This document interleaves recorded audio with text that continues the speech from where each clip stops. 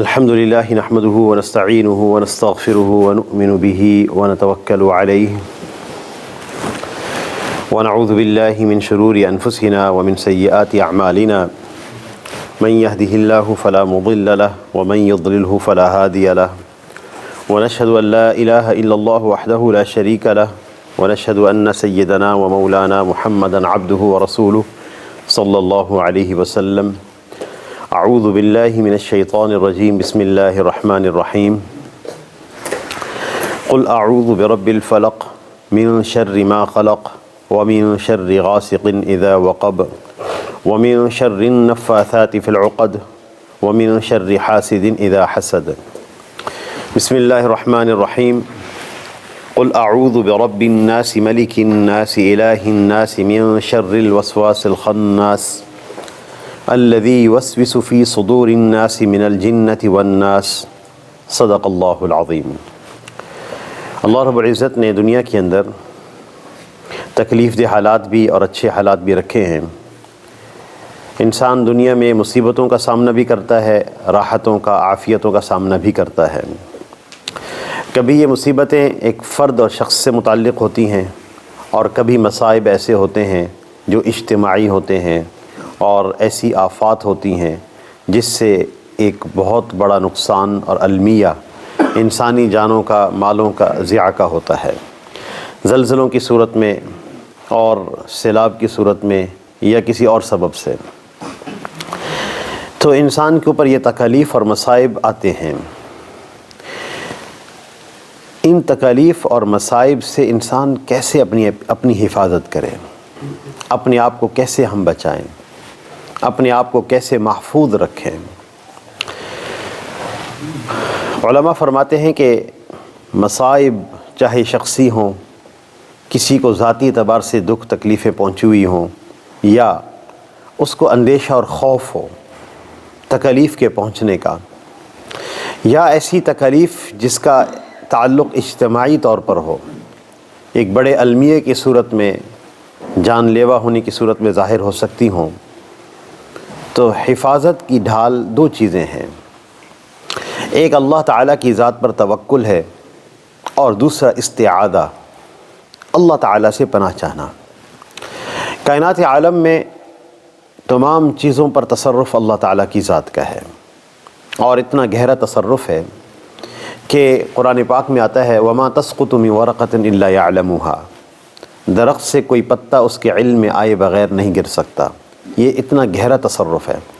امام قرطبی رحمۃ اللہ علیہ نے اس کی تفسیر میں لکھا ہے کہ متى تسقط وأين تسقط وكم تدور في الهواء. درخت سے پتا کب گرے گا، کہاں گرے گا، اور اس کو گرتے ہوئے ہوا میں پلٹنیاں کتنی کھانی ہیں، یہ بھی اللہ کے علم میں ہے. تصرف اتنا گہرا ہے. پھر وہ نافع ہیں، حقیقی طور پر نفع دینے والی ذات اللہ کی ہے. پھر وہ ضار بھی ہیں، یعنی نقصان سے بچانے والے، وہ بھی ذات اللہ ہی کی ہے. مانع بھی ہیں، روکنے والے عطا سے، وہ بھی اللہ ہیں. اور معطی بھی اللہ ہیں، عطا کرنے والے بھی اللہ ہیں. پھر مالک بھی اللہ ہیں. ایسی ذات کے اوپر توکل اور استعاذہ، اللہ پہ بھروسہ کرنا اور اسی سے پناہ چاہنا. آپ صلی اللہ علیہ وسلم پر لبید بن عاصم نے جادو کیا. آپ صلی اللہ علیہ وسلم سے یہود حسد کرتے تھے، اور اسی حسد کی وجہ سے آپ صلی اللہ علیہ وسلم کو انہوں نے زہر بھی کھلایا. کچھ لقمے کے آثار کچھ نبی صلی اللہ علیہ وسلم کچھ تناول فرما چکے تھے، جس کے سبب سے زہر کا اثر باقی رہا جسد اطہر میں، اور آپ اسی وجہ سے حجامہ کرواتے تھے. اور عند الموت، وصال کے وقت، وہ زہر کا اثر دوبارہ عود کرایا، جس کی وجہ سے آپ صلی اللہ علیہ وسلم کا وصال ہوا.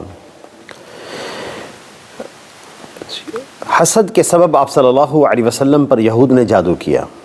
یاد رکھیے گا، جب حاسد کسی سے حسد کرتا ہے تو محسود یعنی جس سے حسد کیا جا رہا ہوتا ہے اس کی ساری خوبیاں حاسد کے سامنے کوئی خوبی نہیں رہتی. وہ اندھا ہو جاتا ہے۔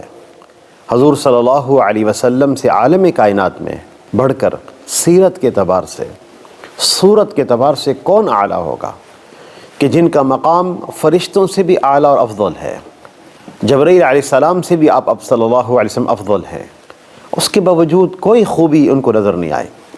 لبید بن عاصم حاضر باش منافق تھا، مجلس میں آتا تھا، مذہباً یہودی تھا۔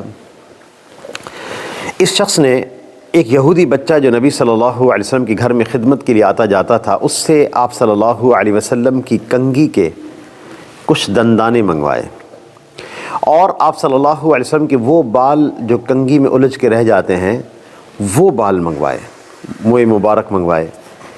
پھر اس شخص نے ایک تانت، ایک دھاگا لیا جس میں 11 گرے لگائیں، ہر گرہ کے اندر اس نے ایک سوئی رکھی، اور پھر اپنی بچیوں سے، اپنی لڑکیوں کے ذریعے سے جادو کروایا، وہ جادو کا دم اس نے کروایا ان گروں پر۔ آپ صلی اللہ علیہ وسلم پر جادو کے آثار ظاہر ہو گئے۔ یہ بخاری شریف کی روایت ہے، حضرت عائشہ رضی اللہ تعالیٰ عنہا سے روایت کر رہی ہیں۔ تو بعض حضرات کو اشکال ہوتا ہے کہ ایک نبی پر جادو کا اثر کیسے ہو سکتا ہے، اور پھر اس اشکال کی وجہ سے صریح اور واضح روایات کا انکار کر دیتے ہیں، جیسے کہ بخاری کی روایت ہے اس کا انکار کر دیتے ہیں۔ یاد رکھیے گا، جادو ایک طبعی اثر ہے، طبعی اثر نبی علیہ السلام پہ ظاہر ہو سکتا ہے۔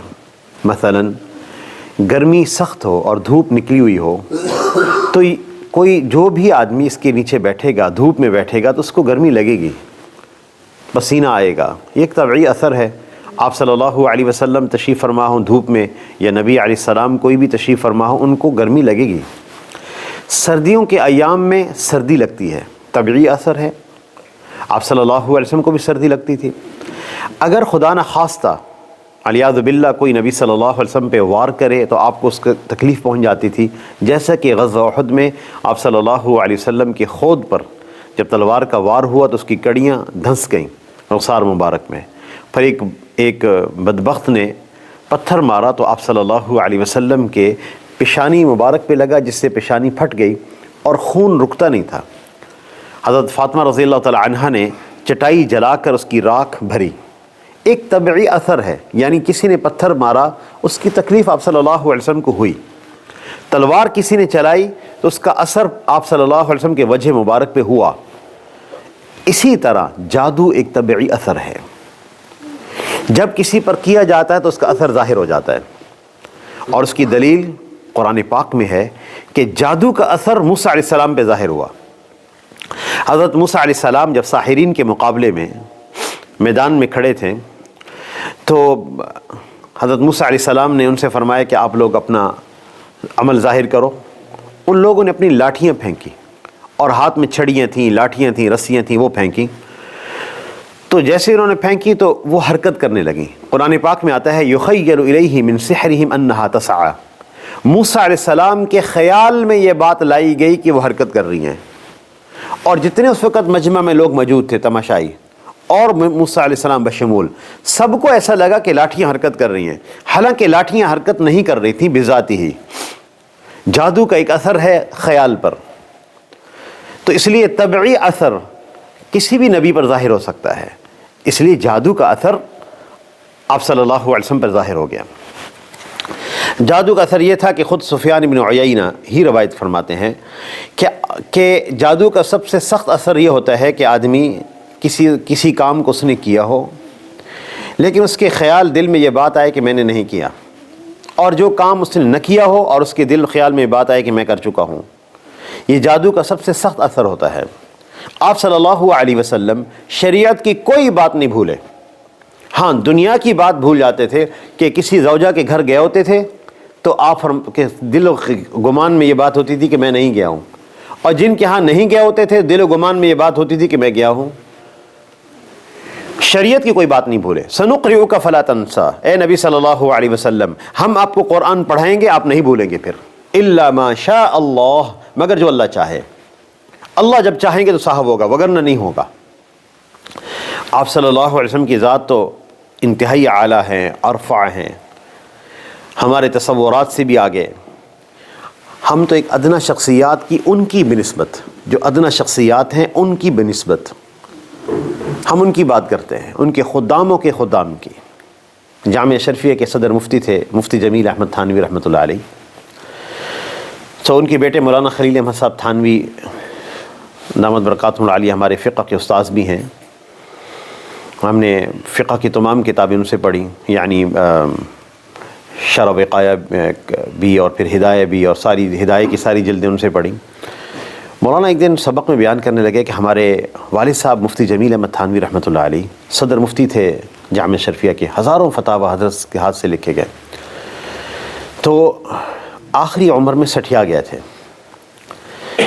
کسی کو بھی نہیں پہچانتے تھے، اپنے بیٹوں کو بھی نہیں پہچانتے تھے، حقیقی بیٹے کو بھی نہیں جانتے تھے۔ تو ایک دن رات کو گھر میں جھگڑا کھڑا ہو گیا۔ لاہور میں رہتے ہیں، ڈی بلاک مال ٹاؤن میں، چونکہ حضرت پاکستان بننے سے پہلے سہارنپور میں پڑھاتے تھے، حضرت شیخ الحدیث مولانا زکریا رحمۃ اللہ علیہ بھی وہیں پڑھایا کرتے تھے، تو سہارنپور میں پڑھاتے تھے۔ تو ایک دن جھگڑا کھڑا ہو گیا رات کو کہ میں نے سہارنپور میں پڑھانے جانا ہے۔ اب 90 کی دہائی کی بات ہے، یا 1990 یا 92 93 کی بات، میں نے سہارنپور میں پڑھانا ہے۔ یہ اب کیسے سمجھائیں کہ پاکستان بن چکا ہے، حضرت آپ جامعہ اشرفیہ میں پڑھاتے ہیں، اس کے صدر مفتی ہیں، کہاں سہارنپور انڈیا؟ کہنے لگے میں نے سہارنپور پڑھانا ہے، لے چلو مجھے سہارنپور۔ سمجھا رہے ہیں، بتا رہے ہیں، گھر والے اس بات سمجھ نہیں آ رہی۔ کہنے لگے میں نے ان کو لیا، دارالعلوم اسلامیہ لے گئے، ان کے بڑے بیٹے کے پاس مولانا مشرف علی تھانوی رحمۃ اللہ علیہ انتقال کر کے ہمارے استاد بھی تھے، تو یعنی اپنے ان کے بڑے بیٹے کے پاس لے گئے۔ کہنے لگے یہ حضرت سہارنپور ہی سمجھیں اور یہ دارالاہتمام ہے۔ محتمم صاحب آ کر بیٹھے تو مفتی صاحب بڑے باادب نوزانو بیٹھ گئے۔ کہنے لگے حضرت میں سہارنپور میں پڑھانا چاہتا ہوں، اگر آپ کی طرف سے اجازت ہو جائے۔ محتمم صاحب سوچتے رہے تھوڑی دیر، کہنے لگے نہیں جناب، ہم بوڑھے آدمی کو استاد نہیں رکھتے۔ کہنے لگے کیوں جناب، میں بہت ساری کتابیں پڑھا چکا ہوں۔ کہنے لگے نہیں، وہ ان کا اتنا حافظہ تو ہوتا نہیں ہے، ہمارے بچوں کو تنگ کرتے رہتے، ہم نوجوان استاد رکھتے ہیں۔ خاموشی سے اٹھے، واپس آ رہے تھے مال ٹاؤن ڈی بلاک، تو بیٹے سے کہنے لگے بڑا سمجھدار ہے محتمم، سہارنپور کا اپنا حقیقی بیٹا ہے، نہیں پہچان رہے، ساری زندگی جس سے تعلق ہے، ساری زندگی جس کو ظاہری طور پر پالا پوسا، اس کو نہیں پہچان رہے۔ لیکن شریعت کی کوئی بات، فقہی کوئی جزئیہ مفتی صاحب نہیں بھولے تھے اس وقت۔ شریعت کی کوئی بات پوچھیں، کوئی فقہی جزئیہ پوچھیں، چاہے مالی معاملات سے متعلق، تجارتی مسائل سے متعلق، ان کو مستحضر ہے، ایک بات بھی نہیں بھولے، اپنے بیٹوں کو نہیں پہچانتے تھے۔ یہ تو ادنا خدام کی بات ہے۔ حضور صلی اللہ علیہ وسلم کی ذات انتہائی ارفع اور انتہائی اعلیٰ، جن کے بارے میں اللہ کا یہ فیصلہ ہے سنقرئک فلا تنسیٰ، آپ نہیں بھولیں گے، ہم آپ کو پڑھائیں گے۔ آپ صلی اللہ علیہ وسلم پر جادو کا اثر دنیاوی معاملات میں ہو گیا، اور پھر جسم میں تکلیف شروع ہو گئی۔ یہ بھی ایک جادو کا اثر ہوتا ہے، جسم میں تکلیف۔ اس لیے آدمی بسا اوقات دنیاوی طور پر فیصلے نہیں کر پا رہا ہوتا جادو کے اثر کی وجہ سے۔ کچھ عرصہ یہ جادو کا اثر رہا، جب تک اللہ نے چاہا۔ تو پھر خواب میں آپ صلی اللہ علیہ وسلم نے دیکھا کہ ایک آدمی میرے سرہانے کھڑا ہے، ایک آدمی پاؤں کی طرف کھڑا ہے۔ پاؤں والا سرہانے والے سے پوچھتا ہے کہ ان کو کیا مسئلہ پیش آیا؟ سرہانے والا کہتا ہے کہ یہ مطبوب ہے، سحر کیا گیا ہے۔ تو دوسرے فرشتے نے پوچھا کس نے سحر کیا؟ تو سرہانے والے نے جواب دیا لبید بن عاصم نے کیا ہے، اس کی لڑکیوں نے منتر پڑھا ہے اور گروں پہ پھونکے ماری ہیں، اور یہ سامان انہوں نے بئر زروان، ایک کنواں ہے، اس کے اندر دبایا ہوا ہے، ایک ویران جگہ پہ کنواں تھا۔ آپ صلی اللہ علیہ وسلم نے حضرت علی رضی اللہ تعالیٰ عنہ اور دوسرے اصحاب رضی اللہ عنہ اجمعین کو بھیجا کہ وہ وہاں سے نکال کے لے آئے۔ وہ سامان لایا گیا جادو کا، آپ صلی اللہ علیہ وسلم کے سامنے کھولا گیا۔ یہ دو صورتیں نازل ہوئیں، سورۃ الفلق اور سورۃ الناس۔ سورۃ الفلق میں 5 آیات ہیں، سورۃ الناس میں 6 آیات ہیں، یہ کل 11 آیات ہیں، اور 11 ہی گرے لگائی گئی تھیں۔ ایک ایک آیت آپ صلی اللہ علیہ وسلم یا جبرائیل علیہ السلام تلاوت فرماتے تھے، وہ گرہ کھلتی جاتی تھی، گرہ کھلتی جاتی تھی۔ جب آخری آیت پہ پہنچے سورۃ الناس کی من الجنۃ والناس، تو آخری گرہ بھی کھل گئی۔ آپ صلی اللہ علیہ وسلم ایسے کھڑے ہوئے جیسے کوئی آدمی نشاط سے کھڑا ہوتا ہے، اور ساری تکلیفیں یکسر ختم ہو گئیں۔ سورۃ الفلق اور سورۃ الناس میں استعاذہ اور توکل دو چیزوں کی تعلیم ہے، اللہ پہ بھروسہ کرنا اور اللہ سے پناہ چاہنا۔ آپ صلی اللہ علیہ وسلم نے ان دو صورتوں کی تعلیم خوف کے وقت، نقصان کے پہنچنے کے اندیشے کے وقت، تکلیفوں کے آنے کے اندیشے کے وقت، حالات کے خراب ہونے کے اندیشے کے وقت آپ صلی اللہ علیہ وسلم نے ان صورتوں کی تعلیم دی ہے۔ حضرت عبداللہ بن خبیب، یاد رکھیے گا، آپ صلی اللہ علیہ وسلم یا جتنے بھی انبیاء علیہ السلام ہیں، اس زمانے میں انسانوں کی نفسیات سے سب سے زیادہ واقف انبیاء علیہ السلام ہوتے ہیں، اس لیے ان کی تربیت عین نفسیاتی احوال کو دیکھ کر ہوتی ہے۔ عبداللہ بن خبیب کہتے ہیں کہ میں ایک رات نبی صلی اللہ علیہ وسلم ہمیں نہیں ملے، چلے گئے، اور سخت اندھیری رات اور لیلۃ المطمرہ، بارش والی رات، تو ہم تلاش کرنے کے لیے نکلے کہ نبی صلی اللہ علیہ وسلم کہاں چلے گئے، آپ کو کوئی نقصان نہ پہنچا دے، اندھیری رات بھی ہے اور بارش بھی شدید ہے۔ آپ جانتے ہیں جب یہ ایسا معاملہ ہو تو ایک خوف کی کیفیت ہوتی ہے، اب اندیشے ہیں، ڈر لگ رہا ہے، اور بڑا اندیشہ ہے کہ حضور صلی اللہ علیہ وسلم کو کوئی نقصان نہ پہنچائے۔ کہنے لگے ہم تلاش کر رہے تھے، نبی صلی اللہ علیہ وسلم نظر آ گئے۔ میں قریب گیا تو آپ نے فرمایا قل پڑھو۔ اب خوف کا، اندیشوں کا، ڈرنے کا وقت ہے، آپ اس وقت تعلیم دے رہے ہیں۔ آپ یہ تعلیم مدینہ المنورہ مسجد نبوی شریف میں دے سکتے تھے، نہیں، آپ نے اس موقع پر تعلیم دی۔ یہ ہے نفسیاتی احوال کو دیکھتے ہوئے تعلیم دینا۔ آپ نے فرمایا قل پڑھو۔ کہنے لگے اچھا یہ ادباً خاموش رہے، کیا پڑھنا ہے، خاموش رہے ادباً، کوئی جواب نہیں دیا۔ آپ صلی اللہ علیہ وسلم نے دوبارہ فرمایا قل پڑھیے، یہ خاموش رہے۔ آپ نے تیسری دفعہ فرمایا قل پڑھیے، تو یہ کہنے لگے یا رسول اللہ ما اقول، میں کیا پڑھوں؟ آپ صلی اللہ علیہ وسلم نے فرمایا قل هو اللہ احد والمعوذتین حین تمسی وتصبح 3 مرات تکفیک من کل شیء۔ تم سورۃ الاخلاص یعنی قل هو اللہ احد اور قل اعوذ برب الفلق اور قل اعوذ برب الناس صبح اور شام 3 دفعہ پڑھ لیا کرو، تکفیک من کل شیء، ہر چیز سے یہ صورتیں تجھے کفایت کر دیں گی، ہر تکلیف سے، ہر نقصان سے، ہر پریشانی سے، ہر آنے والی مصیبت سے، یا وقوع جو مصیبت کا آ چکا، یہ صورتیں تیری کفایت کر دیں گی، تکفیک من کل شیء۔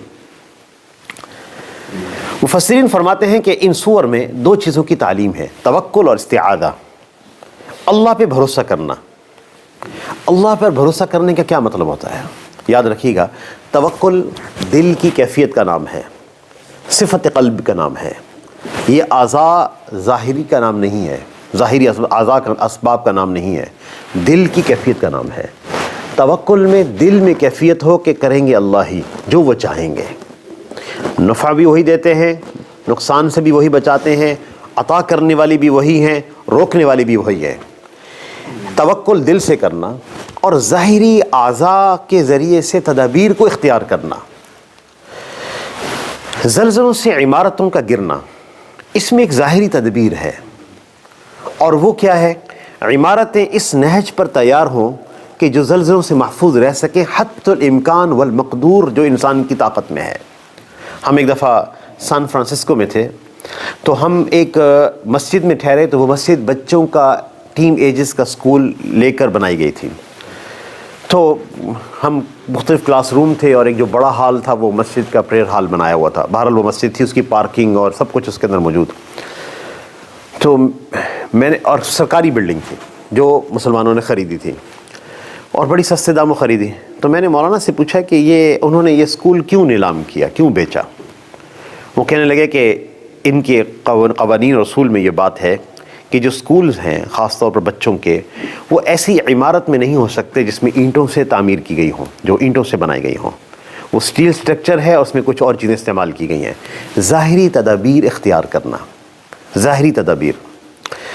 قرآن پاک کی ایک آیت ہے وَأَعِدُّوا لَهُم مَّا اسْتَطَعْتُم مِّن قُوَّةٍ وَمِن رِّبَاطِ الْخَيْلِ تُرْهِبُونَ بِهِ عَدُوَّ اللَّهِ وَعَدُوَّكُمْ، جتنا بن پڑے، جتنا تم سے ہو سکے، قوت کا حصول اور گھوڑوں کی چھاونیاں، تم یہ طاقت حاصل کرو، دشمن کے مقابلے میں جتنا بن پڑے. ترہبون بہ عدو اللہ وعدوکم، تاکہ اس کے ذریعے سے تم اللہ اور اپنے دشمن کو ڈراؤ.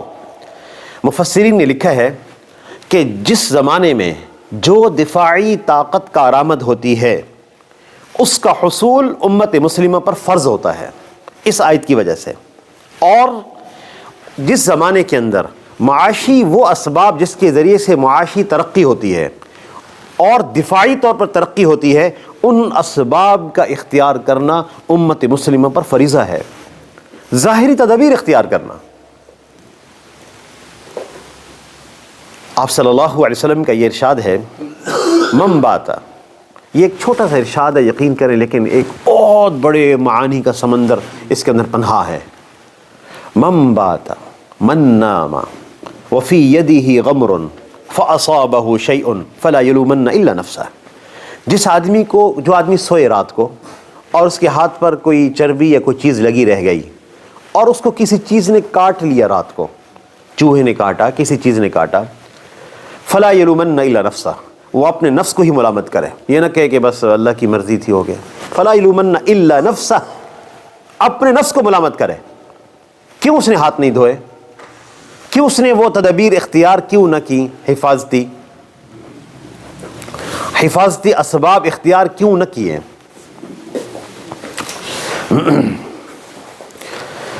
یاد رکھیے گا، آدمی اگر ظاہری اسباب اختیار نہ کرے اور اس میں سستی دکھائے تو یہ در حقیقت پھر رب کا امتحان لینا ہے کہ آپ ایسا ہمیں بچا سکتے ہیں کہ نہیں بچا سکتے. امتحان لینے کی اجازت نہیں ہے. اگرچہ رازق اللہ ہی ہے، لیکن اسباب ظاہری اختیار کرنے کے ہم ذمہ دار ہیں، اور جو اختیار نہیں کرتا وہ اللہ کا امتحان لے رہا ہے. اگرچہ رزق دینے والے اللہ ہیں، رزق دینے والے اللہ ہی ہیں. ایک مولانا نے ایک مسجد میں توکل پہ بیان فرمایا، حضرت تھانوی رحمۃ اللہ علیہ نے مواعظ میں لکھا، ایک صاحب نے سنا کہ رزق تو اللہ ہی دیتے ہیں، وہ اڑ گئے. جب اللہ دیتے ہیں تو مجھے کھلا کر دکھائے. انہوں نے اپنی گھر والی سے کہا تم کوئی 10-12 لڈو بناؤ اور میری تھال میں رکھو یا مجھے دو میرے ساتھ، میں دیکھتا ہوں کہ رب مجھے کیسے کھلاتا ہے. جنگل میں جا کے بیٹھ گیا، نہ کوئی پاس ہو نہ کوئی مجھے کھلائے. 1 دن گزر گیا، سامنے رکھا ہوا ہے، بیٹھا ہوا ہے. 2 دن گزر گئے، 3 دن گزر گئے. اب ایک آدمی کچھ نہ کھائے جس پر غشی کی کیفیت طاری ہو جاتی ہے. یہ کیفیت تھی اس بزرگوں کی. اتفاقاً وہاں سے ڈاکوؤں کی ایک جماعت گزری، لوٹ مار کر کے جا رہے تھے. جب انہوں نے دیکھا، اچھا وہ بھوکے بھی تھے، انہوں نے دیکھا کہ ایک آدمی بیچارہ گرا ہوا ہے، اس کے سامنے ایک تھال دھرا ہوا ہے، اس میں لڈو ہیں. وہ کھانے لگے جلدی جلدی. تو ان میں ایک سردار تھا ذہین، کہنے لگے رک جاؤ. کہنے لگے تمہاری تعداد کتنی ہے؟ کہنے لگے 10. لڈو کتنے ہیں؟ کہنے لگے 10. کہنے لگے یہ اصل میں مخبر ہے، خفیہ کا آدمی ہے، زہر ملا کے لایا ہے تمہیں کھلانے کے واسطے، لہٰذا اس سے بچو. اس کا طریقہ یہ ہے کہ پہلے اس کو کھلاؤ. اب ان کو انہوں نے بیدار کیا، کھا، کہتے سے کھا، کہتا میں نہیں کھاتا. پھر انہوں نے اس کو پکڑ کے مارا. ایک کھلاتے اور پھر مارتے. وہ ہنستا بھی تھا. پھر دوسرا کھلاتے اور مارتے. انہوں نے 10 کھلائے مار مار کے. پھر منتظر بیٹھے کہ یہ اب مرتا ہے کہ نہیں مرتا، لیکن وہ تندرست ہے اور ہنسی جا رہا ہے. تو انہوں نے پوچھا تیرا کیا معاملہ ہے؟ تو کہنے لگا کہ میں نے اس طرح اللہ سے ضد کی تھی کہ تو کھلا سکتا ہے کہ نہیں کھلا سکتا. وہ مار کے بھی کھلا سکتا ہے. اگرچہ رب رزق دینے والے اللہ ہیں. آپ صلی اللہ علیہ وسلم نے دیہات کے رہنے والوں کی، شہر کے رہنے والوں کی تربیت فرمائی تھی. ایک دیہاتی آدمی آئے، یار اچھا مسجد نبوی شریف میں داخل ہوئے، کہنے لگے یا رسول اللہ ارسل ناقتی واتوکل، میں نے اونٹنی کو کھلا چھوڑا ہے اور میں اللہ پہ بھروسہ کر لیتا ہوں. آپ صلی اللہ علیہ وسلم نے چھوٹا سا جواب ارشاد فرمایا، اعقلھا وتوکل، تم اس کو نا باندھ دو. ایک چھوٹی سی رسی ہوتی ہے، اس کے ذریعے اس کے اگلے پیر جب باندھ دیتے ہیں تو بس وہ لاک ہو جاتی، کھڑی رہتی، اونٹنی کہیں نہیں جاتی. اعقلھا وتوکل، تم اس کو باندھ دو اور پھر اللہ کی ذات پہ بھروسہ کرو. اس لیے ظاہری تدابیر اسباب اختیار کرنا، پھر اللہ تعالیٰ کی ذات پر بھروسہ کرنا. کیونکہ ایسا بھی ہوتا ہے انسان ساری ظاہری تدابیر احتیاطیں اختیار کرتا ہے، پھر بھی نتیجہ اس کے برعکس ظاہر ہو جاتا ہے. لوگ خودکشی کر لیتے ہیں. جاپان میں کوئی عمارت گری یا کوئی پل گرا تو جو انجینئر ہے وہ اپنے آپ کو اپنے آپ کو قتل کر رہا ہے. کیوں؟ کہ میں نے جب ساری تدبیر اختیار کی. کیوں ایسا ہوا؟ اللہ جل شانہ نے سابقہ اقوام کو ہلاک کرتے ہوئے ہمیں تعلیم دی ہے جو نبیوں کے سامنے مقابلے میں تھے. ان کے پاس ساری ظاہری تدابیر جمع تھیں. اللہ تعالیٰ نے پھر بھی ان کو ہلاک کر دیا. ساری ظاہری تدابیر کو ہوتے ہوئے نقصان نہیں ہو سکتا ظاہر ہو گیا، نفع نہیں ہو سکتا ظاہر ہو گیا. اس لیے تدابیر ظاہری اختیار کرنا اور بھروسہ اللہ کی ذات پہ کرنا. تو توکل، اللہ پر اعتماد، اور دوسری چیز استعاذہ، اللہ سے پناہ چاہنا. ان سور کا ترجمہ میں آپ کے سامنے رکھ دیتا ہوں. اس میں کتنی بڑی پناہ چاہی گئی اللہ سے، کیسی شان والے رب سے، کہ قل اعوذ برب الفلق. مفسرین نے لکھا ہے کہ آپ صلی اللہ علیہ وسلم کو تعلیم ہے، آپ تعلیم بھی دیں اور خود بھی ہماری ذات پر توکل رکھیں اور پناہ چاہیں. قل اعوذ برب الفلق. سورۃ الفلق میں دنیا کے اعتبار سے نقصان سے پناہ چاہی گئی ہے، اور سورۃ الناس میں دینی اعتبار سے جو نقصان پہنچتا ہے اس سے پناہ چاہی گئی ہے. تو حکم ہے قل اعوذ برب الفلق. اے نبی صلی اللہ علیہ وسلم فرمائیے، کہہ دیجئے آپ، میں پناہ چاہتا ہوں صبح کے رب کی، من شر ما خلق، اور ہر اس چیز کے شر سے جو اللہ نے پیدا جس کو کیا، ومن شر غاسق، اور اندھیری کے شر سے، اذا وقب، جب اندھیری خوب گہری ہو جائے. چونکہ عموماً یہ جو جادوگر ہوتے ہیں یا سحر کرنے والے ہوتے ہیں یہ رات میں جادو کرتے ہیں. ومن شر النفاثات فی العقد، اور گروں میں پھونکنے والیوں کے شر سے. ومن شر حاسد اذا حسد، اور ہر حاسد کے شر سے جب وہ حسد کرے. اور دوسری سورہ ہے قل اعوذ برب الناس. اے نبی، اس میں دینی اعتبار سے نقصان سے پناہ چاہی گئی ہے. قل، اے نبی صلی اللہ علیہ وسلم فرمائیے، تعلیم دیجیے، اعوذ، میں خود بھی پناہ چاہتا ہوں لوگوں کے رب کی، ملک الناس، لوگوں کے بادشاہ کی، الہ الناس، لوگوں کے معبود کی، من شر الوسواس الخناس، ہر وسوسہ ڈالنے والے کے شر سے جو پیچھے ہٹ جاتا بھی ہے، پیچھے ہٹنے والا بھی ہے. اللہ کا ذکر کیا جائے تو شیطان پیچھے ہٹ جاتا ہے. وسواس یہ وسوسہ ڈالنے والا ہے، اور ایسے ایسے وساوس انسان کے قلب میں ڈالتا ہے کہ آپ صلی اللہ علیہ وسلم ایک دفعہ اعتکاف میں ان سے ہماری ماں زوجہ مطہرہ حضرت صفیہ رضی اللہ عنہا تشریف لائی ملاقات کے لیے. تو آپ اندھیرے میں ان سے مل رہے تھے کہ دو صحابی گزرے. انہوں نے نبی صلی اللہ علیہ وسلم کو کسی خاتون کے ساتھ کھڑے ہوئے دیکھا تو تیزی سے گزرنے لگے. آپ صلی اللہ علیہ وسلم نے فرمایا، علی رسلکما انہا صفیۃ بنت حیی، آپ اپنی رفتار پہ ہی چلیں، یہ آپ کی والدہ ہیں، صفیہ ہیں بنت حیی بن اخطب ہیں. اور انہوں نے جب سنا تو کہنے لگے، یا رسول اللہ، سبحان اللہ، ہمارے دل میں بھی آپ کے بارے میں کوئی ایسی بات آئے گی، یا رسول اللہ، سبحان اللہ. آپ صلی اللہ علیہ وسلم نے ارشاد فرمایا، فإن الشیطان یجری من الانسان مجرى الدم، شیطان انسان کی خون کے اندر چلتا ہے. خشیت ان یقذف فی قلوبکم شیئا، مجھے ڈر لگا کہ تمہارے دل میں کوئی چیز بات ڈال نہ جائے وہ شیطان. من شر الوسواس الخناس، ہر وسوسہ ڈالنے والے کے شر سے. الخناس جو پیچھے ہٹنے والا ہے.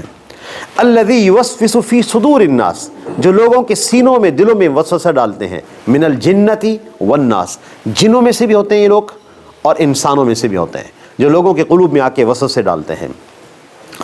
آپ صلی اللہ علیہ وسلم کا ان سور کے پڑھنے کا جو معمول ہے وہ ساری زندگی کا رہا ہے. جادو سے اللہ نے حفاظت فرمائی، اس کے بعد آپ کی پوری زندگی کا یہ معمول ہے. سورۃ الاخلاص قل هو اللہ احد 3 دفعہ، سورۃ الفلق 3 دفعہ، سورۃ الناس 3 دفعہ. آپ صلی اللہ علیہ وسلم 3 دفعہ ان سور کی تلاوت فرماتے تھے، پھر اپنے جسم پر دم کرتے تھے. ساری زندگی معمول رہا ہے، لیکن امتی اس ضرورت کو نہیں سمجھتا. وہ کہتے ہیں مجھے ضرورت نہیں ہے، امتی عمل نہیں کرتا.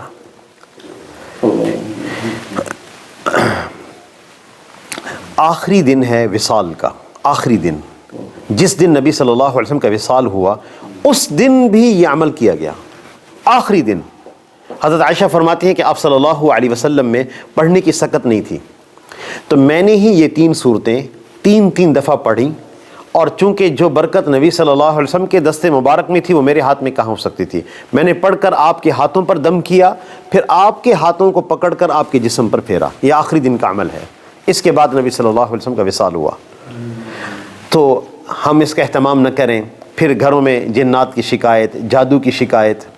پچھلے جمعے کی بات، ایک صاحبہ کہنے کہ یہ بچے کو کوئی چیز ڈراتی ہے. میں نے کہا بیٹا آپ 3 دفعہ ہی پڑھ سکتے ہیں صبح شام. اگلے جمعے آئے تو اتنے خوش تھے، کہنے کہ الحمدللہ خیر ہو گئی، اللہ نے حفاظت فرما دی. اگر ہم اپنے بچوں کو اور اپنی عادت بنائیں تاکہ ناگہانی آفت سے، ناگہانی مصیبت سے اپنے آپ کو بچانا ہو.